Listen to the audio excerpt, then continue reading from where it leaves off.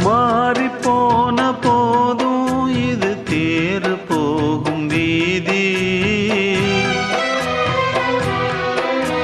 வாரி வாரி தூற்றும் இனி யாரு உனக்கு நாதி.